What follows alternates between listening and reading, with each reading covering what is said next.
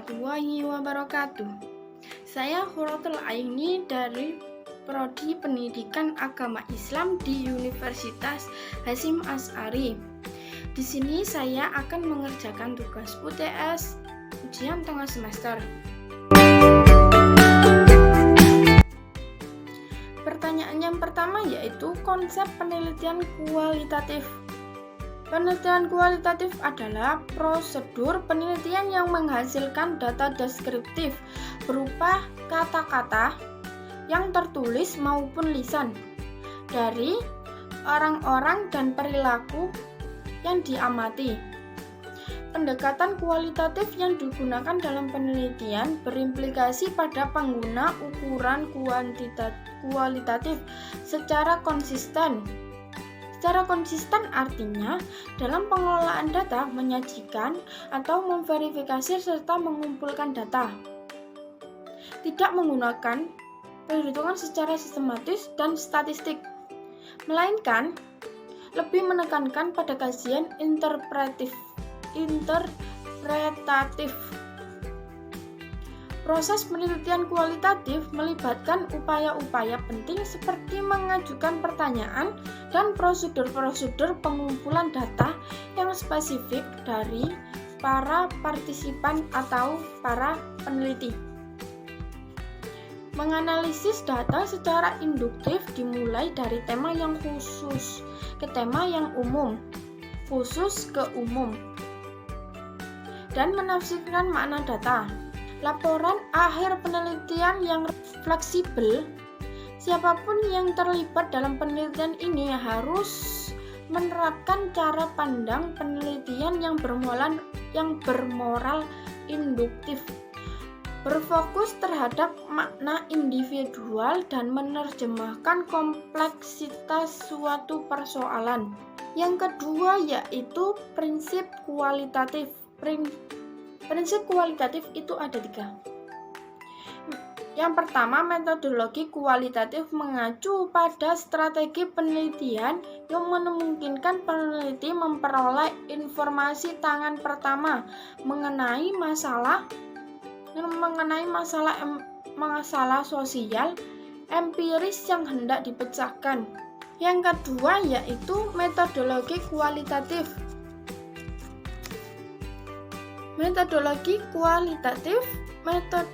kualitatif memungkinkan peneliti mendekati data sehingga mampu mengembangkan komponen-komponen keterangan analisis, konseptual dan kategoris dari data itu sendiri. Yang ketiga yaitu sebagian peneliti kualitatif menolak metode kuantitatif ilmiah atau karena dinilai memaksa teori yang kaku dan mengubah objek yang ingin dialami oleh peneliti. Namun sebagian lain menerima dan memanfaatkan sejauh membantu melukis realitas dari segi pandang subjek dan bukan dari sudut pandang pengamatan. Baik, saya akan menjawab dari pertanyaan yang kedua. Jawaban yang pertama yaitu paradigma kuantitatif. Paradigma kuantitatif pertama yaitu cenderung menggunakan metode kuantitatif dalam pengumpulan data dan analisis data, termasuk dalam penarikan sampel. Yang kedua, lebih menekankan pada proses berpikir positifme logis, yaitu suatu cara berpikir yang ingin menemukan fakta atau sebab-sebab dari suatu kejadian dengan mengesampingkan keadaan subjek dari individu di dalamnya. Yang kedua yaitu fokus yang teliti, sangat spesifik berupa variabel-variabel tertentu. Variabel tertentu saja jadi bersifat holistik. Yang keempat, cenderung menggunakan metode kuantitatif baik dalam pengguna maupun dalam proses analisisnya. Yang keempat, cenderung mementingkan penghayatan dan pengertian dalam menangkap segejala. Yang kelima, mendekatkan diri pada situasi dan kondisi yang ada pada sumber data dengan berusaha menerapkan diri serta berpikir dari sudut pandang orang dalam. Paradigma kualitatif itu ada 7. Yang pertama, cenderung menggunakan metode kualitatif baik dalam mengumpulkan maupun dalam proses analisisnya. Yang kedua, lebih mementingkan penghayatan dan pengertian dalam menangkap gejala atau bisa disebut fenomenologis. Yang ketiga, pendekatan wajar dengan menggunakan pengamatan yang bebas atau tanpa aturan yang ketat. Lebih mendekatkan diri pada situasi dan kondisi yang ada pada sumber data dengan berusaha menempatkan diri serta berpikir pandang dari orang dalam.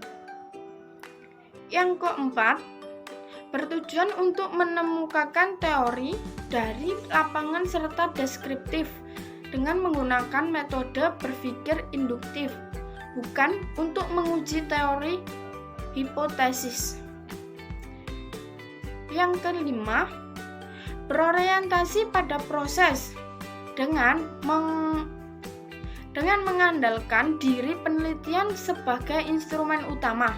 Hal ini dinilai cukup penting dalam proses itu sendiri.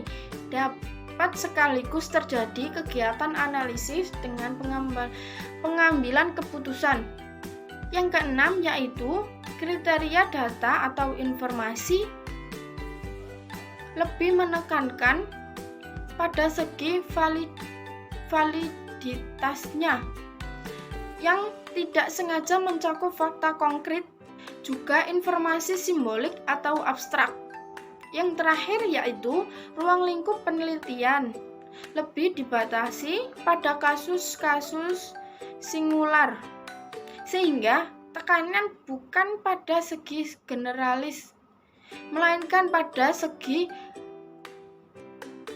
otentisitasnya. Fokus penelitian bersikap holistik meliputi aspek yang cukup luas atau tidak dibaca variabel tertentu. Baik, terima kasih atas pertanyaan yang ketiga. Saya akan menjawab tentang pertanyaan tersebut dengan rumusan penelitian kuantitatif dan kualitatif. Rumusan yang pertama, pada penelitian kuantitatif lebih mengarah pada hubungan sebab akibat, sedangkan pada kualitatif lebih mengarah pada fokus utama yang nantinya bisa dikembangkan.